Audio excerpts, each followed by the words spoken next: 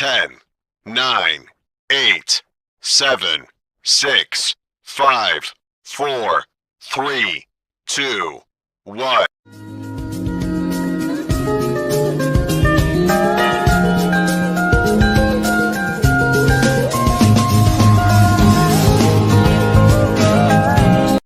Halo teman-teman semuanya, selamat datang di videoku. Terima kasih sudah klik video ini. Semoga kalian suka sama semua video-video yang aku share ya. Oke, pada kali ini kita akan membahas tentang teks anekdot. Nah, apa itu teks anekdot? Dan apa struktur yang ada di dalam teks anekdot? Yuk simak sampai akhir videonya. Pengertian teks anekdot. Dalam kehidupan sehari-hari, kalian pasti sering menemukan cerita atau kisah lucu yang mampir di media sosial. Selain itu, sekarang ini banyak orang yang suka membagikan pesan berupa kisah lucu, baik itu melalui pesan pribadi maupun pesan dari grup keluarga. Kisah atau cerita lucu yang sering dibagikan tersebut pada dasarnya termasuk teks anekdot. Menurut Kamus Besar Bahasa Indonesia, KBBI, teks anekdot dapat diartikan sebagai sebuah cerita singkat yang menarik karena lucu dan mengesankan. Selain itu, teks anekdot biasanya juga membahas orang penting atau terkenal dan tentunya berdasarkan kejadian yang sebenarnya. Hal ini yang membuat teks anekdot pada dasarnya merupakan sebuah cerita lucu yang ditulis dan dibuat berdasarkan apa yang terjadi di dunia nyata. Ciri-ciri teks anekdot. Setelah kalian mengetahui pengertian teks anekdot, pada bagian ini akan dijelaskan tentang beberapa ciri-ciri dari teks anekdot yang perlu kalian tahu. Berikut ini adalah ciri-ciri dari teks anekdot, di antaranya yaitu 1.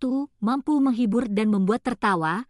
Hal ini berarti teks anekdot memuat beragam kisah lucu atau humor. 2. Memiliki sifat menggelitik. Hal ini berarti teks anekdot dapat membuat setiap orang yang membacanya akan merasa terhibur dengan kisah lucu yang terdapat di dalam teks. 3. Memiliki sifat menyindir.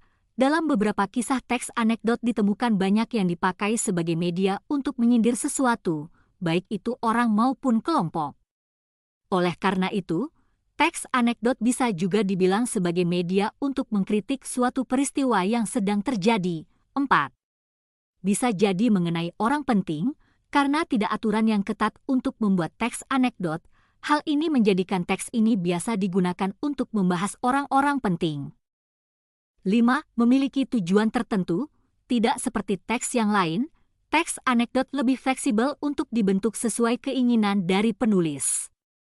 Dengan begitu, penulis memiliki sudut pandang yang lebih luas dan bisa menghasilkan teks anekdot dengan maksimal. 6. Kisah cerita yang disajikan hampir menyerupai dongeng. Orang yang hendak menulis membuat sebuah cerita lain yang sebenarnya berhubungan dengan kehidupan saat ini. Tujuan teks anekdot. 1. Membangkitkan tawa pembaca. Teks anekdot yang memiliki ciri berupa bersifat lucu, maka tujuan dari dibuatnya teks anekdot adalah membangkitkan tawa pembaca. Oleh karena itu, dalam membuat teks anekdot dibutuhkan kemampuan dalam memahami selera humor yang sesuai dengan suatu keadaan. 2. Sebagai sarana hiburan. Tujuan kedua dari teks anekdot adalah sebagai sarana hiburan. Teks anekdot yang bersifat lucu bertujuan juga untuk menghibur pembaca. Oleh karena itu, tak sedikit orang yang akan terhibur setelah membaca teks anekdot. Bisa saja kamu salah satu orang itu. 3. Sebagai saran untuk mengkritik. Seperti yang sudah dijelaskan dari pengertian teks anekdot bahwa yang biasanya digunakan untuk mengkritik tentang sebuah peristiwa yang sedang terjadi. Dengan adanya teks anekdot, pembaca akan tertawa, terhibur, sekaligus mendapatkan suatu informasi dalam bentuk kritikan. Struktur teks anekdot. 1. Abstrak. Bagian pertama dari teks anekdot adalah abstrak. Bagian ini terdapat di bagian awal paragraf, yang mana biasanya digunakan untuk memberikan gambaran awal kepada pembaca mengenai keseluruhan isi cerita. 2. Orientasi. Bagian kedua dari teks anekdot adalah orientasi. Berbeda dengan abstrak yang memberikan gambaran awal, orientasi biasanya berisi awal kejadian sebuah cerita. Orientasi juga bisa disebut sebagai bagian untuk menjelaskan latar belakang dari sebuah peristiwa utama yang terjadi. 3. Krisis. Bagian ketiga dari teks anekdot adalah krisis. Setelah pembaca mengetahui awal cerita dari teks anekdot, krisis akan menjadi bagian dari cerita yang bertugas untuk memberikan penjelasan mengenai masalah utama dari teks. 4. Reaksi. Bagian keempat dari teks anekdot adalah reaksi. Reaksi sendiri merupakan bagian yang digunakan untuk melengkapi suatu cerita. Reaksi biasanya digunakan untuk menyelesaikan masalah dalam sebuah cerita teks anekdot. 5. Koda. Bagian terakhir dari teks anekdot yaitu koda. Setelah keseluruhan cerita sudah tersampaikan, koda dapat digunakan sebagai penutup sekaligus pemberian pesan dari penulis cerita teks anekdot. Kaidah kebahasaan teks anekdot. 1. Menggunakan kata keterangan waktu lampau. 2. Menggunakan kata penghubung. 3. Menggunakan kata kerja. 4. Menggambarkan urutan peristiwa berdasarkan waktu. 5. Menggunakan jenis pertanyaan retoris, yaitu kalimat pertanyaan yang tidak mengharuskan untuk dijawab. Cara membuat teks anekdot. 1. Pilihlah topik atau tema yang akan dibahas dalam teks anekdot. 2. Tentukan tokoh yang ada di dalam teks anekdot. 3.